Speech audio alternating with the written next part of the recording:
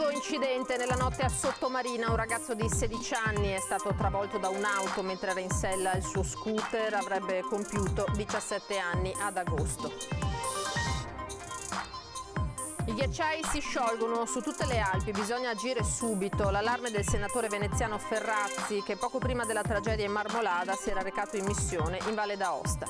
La Corte dei Conti del Veneto ha parificato il bilancio della Regione e la certificazione di una gestione finanziaria che ha seguito correttamente tutti i principi contabili, ma secondo la Corte si poteva fare anche meglio. È iniziato lo sciopero di 48 ore dei tassisti contro l'articolo 10 del DDL concorrenza. Le nostre tariffe, dicono, sono inferiori a quelli degli autobus. Il sindaco di Jesolo oggi ha presentato la nuova giunta, lui terrà la delega alla sicurezza, c'è attesa per l'assessore al turismo che sarà presentato invece giovedì. L'occhio di un piccolo arciere è stato salvato grazie ai medici dell'ospedale di Mestre. Aveva 6 anni quando durante una stoccata la freccia si è spezzata finendogli nell'occhio. Ennesimo episodio di turismo cafone a Venezia. 4 turisti si sono spogliati completamente per poi tuffarsi nel cuore della notte.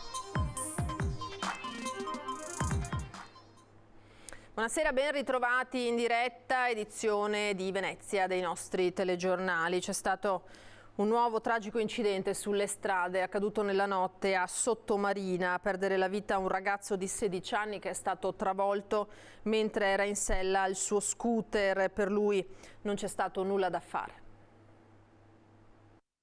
Avrebbe compiuto 17 anni ad agosto, ma la sua vita si è fermata nella notte tra lunedì e martedì mentre correva in sella al suo scooter. Alessandro Spagno è morto a Sottomarina tra Viale Mediterraneo e via Francesco Morosini all'altezza del Bar Dollaro. Era circa mezzanotte quando è avvenuto lo scontro. Secondo una prima ricostruzione, il ragazzo stava attraversando sulle strisce pedonali in sella al motorino quando sarebbe stato travolto in pieno da un Fiat Doblò guidato da un uomo del posto che non ha potuto evitare l'impatto. Lo scooter è stato scaraventato a terra mentre il corpo di Alessandro è finito contro la siepe che separa 2 a 2 le corsie di marcia del viale. Sul posto sono giunti poco dopo gli agenti della Polizia Municipale di Chioggia. Hanno sentito l'amico di Alessandro che si trovava lì con un'altra moto. Ha assistito all'accaduto e chiamato i soccorsi, mentre nel frattempo tutti i mezzi sono stati sequestrati. Le più sentite condoglianze alla famiglia da parte del sindaco Armelao, che in un comunicato stampa ha evidenziato la volontà di chiedere al prefetto l'autorizzazione di installare autovelox in viale Mediterraneo, Borgo San Giovanni e lungomare Adriatico, dopo che a maggio è stata anche presentata una delibera riguardante proprio il completamento della messa in sicurezza della zona. Cambiamo pagina, i ghiacciai si sciolgono su tutte le Alpi, bisogna agire subito contro i cambiamenti climatici. L'allarme del senatore veneziano Andrea Ferrazzi, che proprio poco prima della tragedia sulla Marmolada si era recato in missione per verificare lo stato di salute dei ghiacciai della Valle d'Aosta.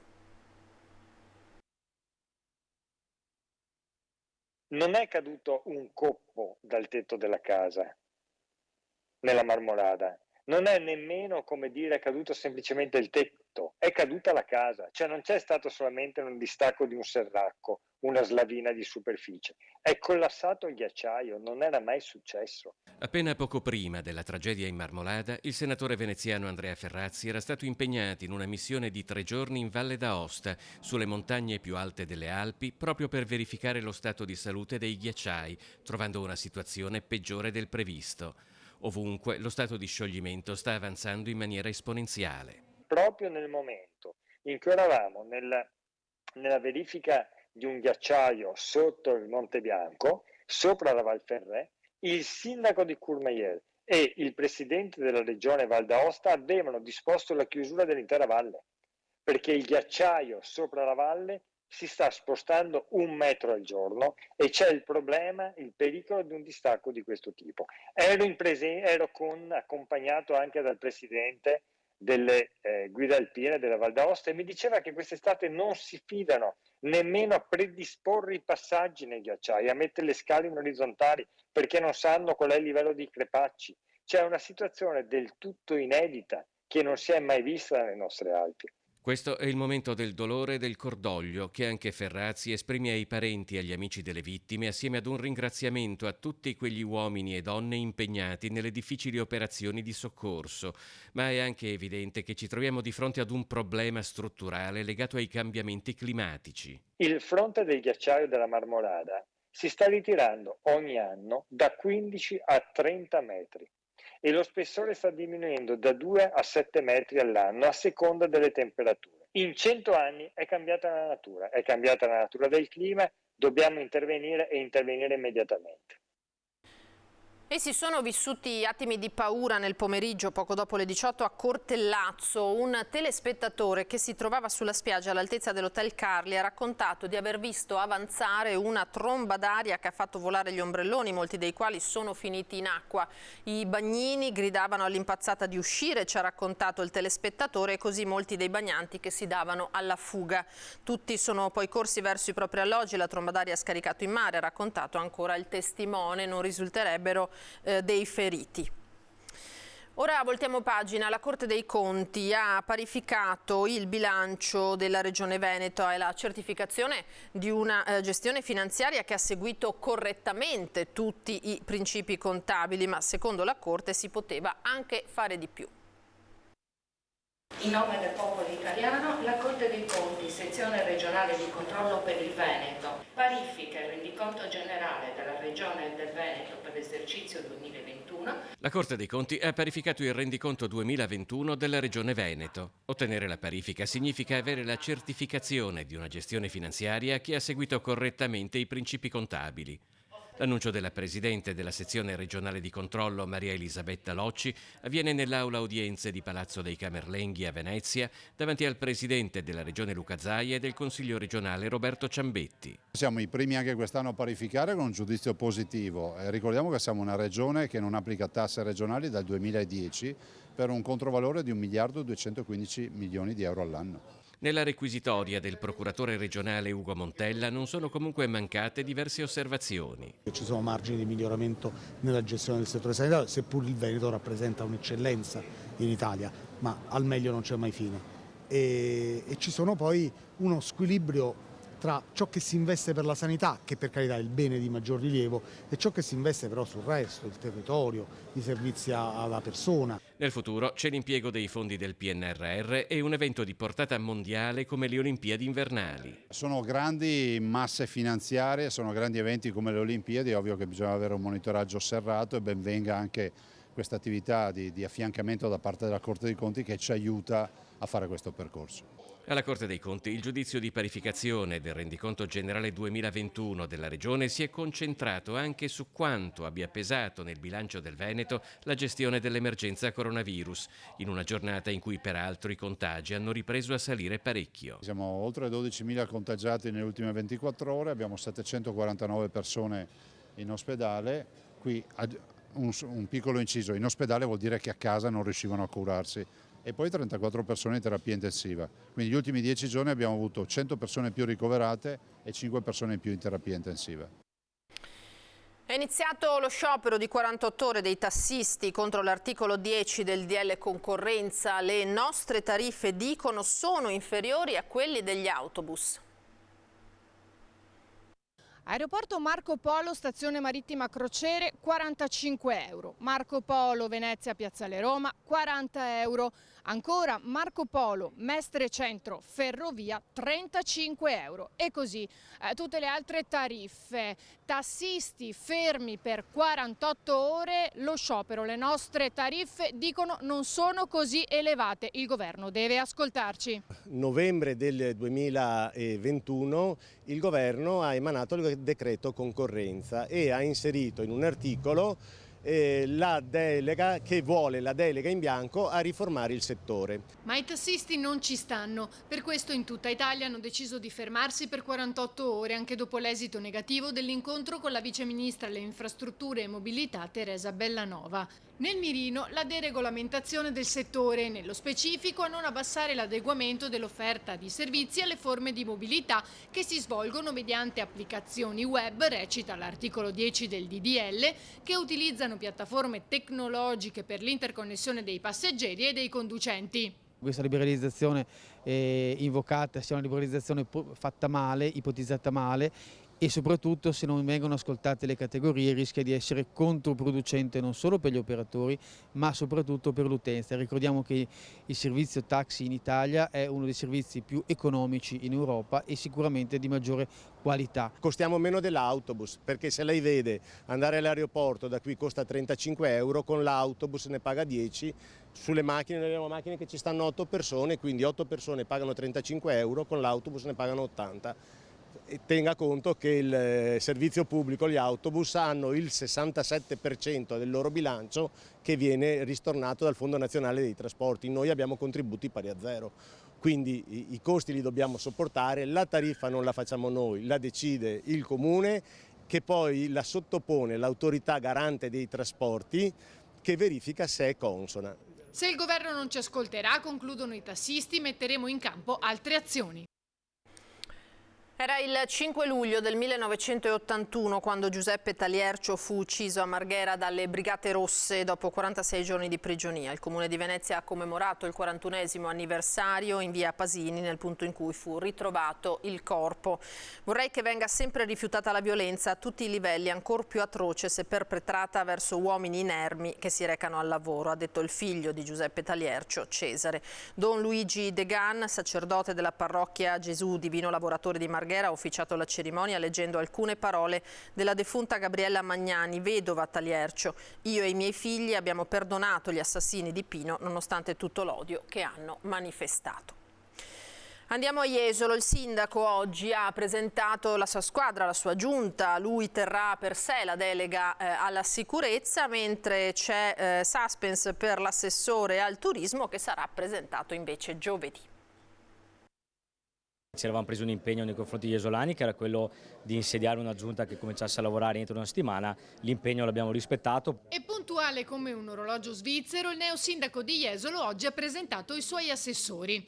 Luca Zanotto, già assessore in passato e scelto proprio per la sua esperienza in politica, sarà il vice sindaco con deleghe alla programmazione economico-finanziaria, società partecipate, servizi demografici, sistemi informativi e smart city. Martina Borin, assessore a edilizia privata, patrimonio, politiche per la casa, ERP, pari opportunità, politiche giovanili, ambiente e sport. Alessandro Perazzolo, assessore ai lavori pubblici, trasporti e viabilità, personale, commercio e attività produttive. Deborah Gonnella, politiche sociali, istruzione, cultura, frazioni e associazionismo.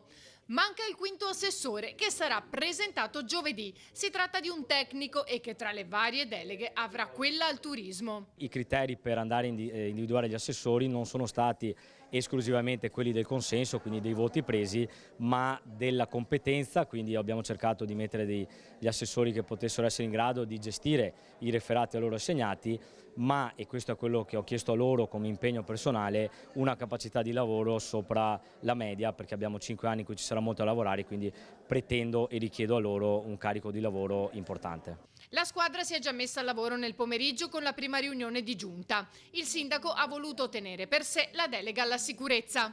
Penso che i rapporti di primo livello con la questura, con il signor prefetto, con le forze dell'ordine debbano essere poi tenute dal primo cittadino direttamente. La situazione non è assolutamente fuori controllo, è monitorata. Ovviamente, come tutte le grandi realtà turistiche, ci sono degli episodi limitati e circoscritti, gravi sicuramente, su cui non intendiamo abbassare la guardia, quindi nei prossimi giorni andremo ad adottare, d'accordo con la prefettura, dei provvedimenti, delle ordinanze che cercheranno di dare una risposta. Ovviamente a questo noi chiediamo non tanto al signor prefetto, che si sta comportando in maniera egregia nei nostri confronti, ma alla politica e al Ministero la possibilità di avere ulteriori forze dell'ordine, perché sono fondamentali per garantire il controllo del territorio.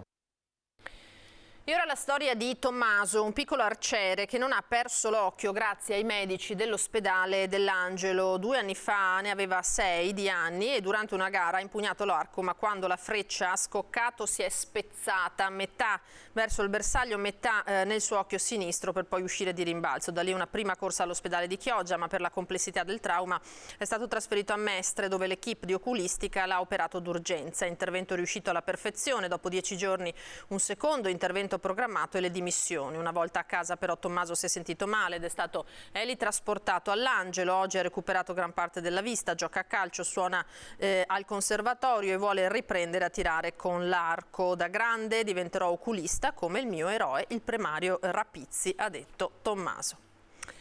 Con il PNRR sono in arrivo circa 316 milioni di euro per rivoluzionare l'assistenza territoriale in Veneto. Secondo i sindacati dei pensionati, la vera sfida sarà potenziare i servizi di prossimità. Il Covid ha fatto emergere molte situazioni di criticità e di difficoltà. Parliamo del ritardo delle liste di attesa nella sanità, parliamo della carenza dei medici, carenza di personale, e quindi nel momento in cui io vado a rimettere insieme un sistema, un assetto territoriale di sanità, non posso non tenere conto di questo, ed è questo che ci chiedono i pensionati di rappresentare. Se il Covid ha messo a nudo le criticità della sanità e dell'assistenza territoriale in Veneto, sostengono i sindacati dei pensionati di CGIL e CISL UIL, ora, grazie ai fondi del Piano Nazionale di Ripresa e Resilienza, una rivoluzione del sistema sociosanitario territoriale è possibile e attuabile in modo concreto ed efficace.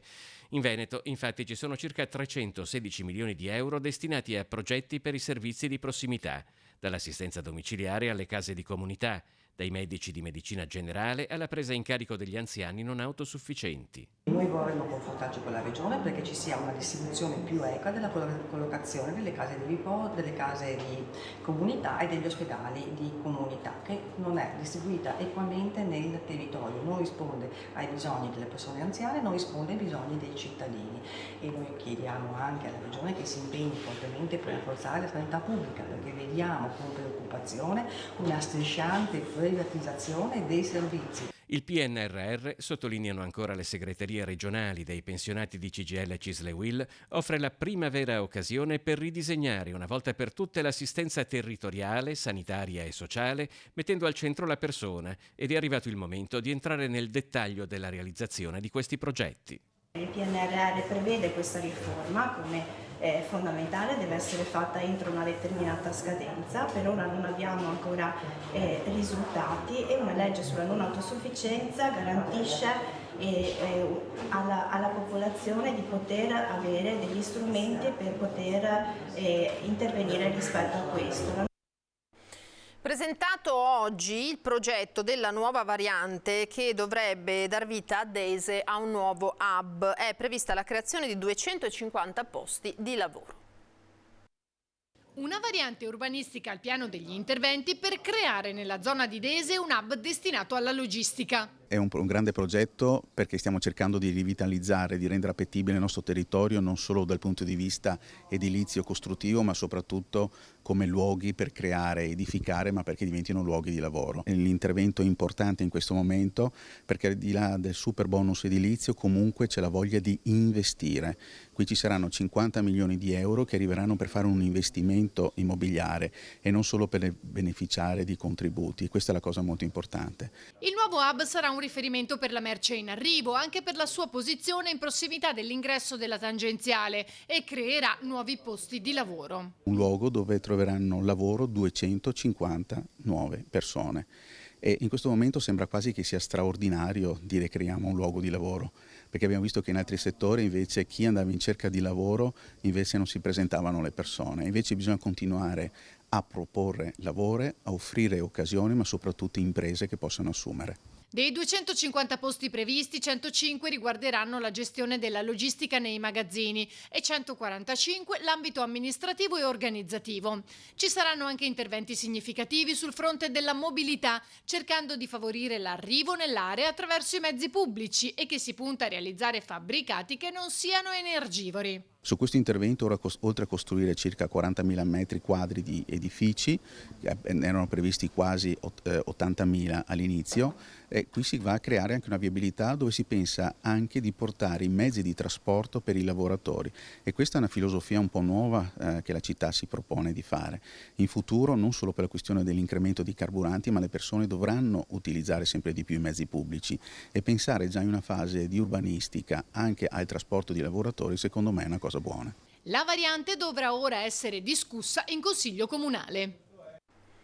Ennesimo episodio di turismo cafone a Venezia. 4 turisti nella notte si sono tolti tutti i vestiti e si sono tuffati in Canal Grande in campo Bella Vienna. Alcuni passanti hanno chiamato le forze dell'ordine, ma al loro arrivo i 4 turisti se n'erano già andati. Hanno rischiato una multa salata visto il regolamento di polizia urbana che vieta di fare il bagno nelle acque del centro storico, al di là, come vedete, delle immagini, che si sono tolti pure tutti i vestiti. Si avvicina la Dunata Triveneta degli Alpini, cambiamo decisamente argomento, che si svolgerà ad Asiago dall'8 al 10 di luglio e noi ogni giorno parliamo di alpini e altopiano con una serie di pillole e racconti per immagini il rapporto tra Penne Nere e questo meraviglioso territorio. Su Antenna 3, Aspettando gli Alpini, va in onda ogni giorno alle 14:35, alle 20:15 e alle 23:25. È tutto, grazie per essere stati con noi. Tra poco, come sempre, l'edizione di Treviso e ora le previsioni del tempo per domani. Arrivederci.